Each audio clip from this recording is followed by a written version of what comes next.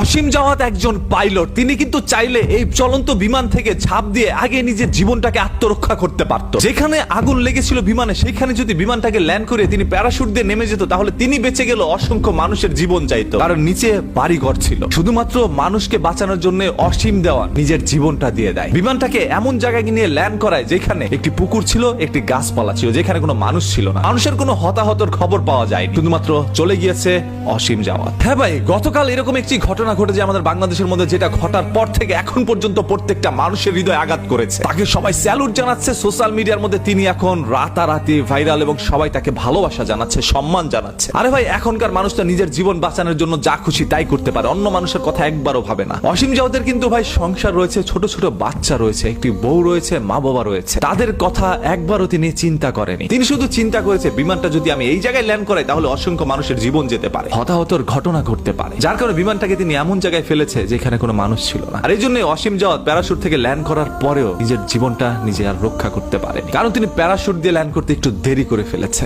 আসলে এই লোকটাকে দেখার পর থেকে না, ভিতর থেকে কেমন যেন একটা সম্মান চলে আসে ভাই, ভালো লাগা চলে আসে যে এরকম লোক আমাদের বাংলাদেশে অসংখ্য জায়গায় প্রয়োজন, যারা নিজের জীবন দিতে পারে অন্য মানুষের জন্য। তবে হ্যাঁ, তিনি চাইলে নিজের জীবনটা নিজে রক্ষা করতে পারত। এখন পর্যন্ত আমার বোধগম্য নয় তিনি কেন তার জীবনটা এইভাবে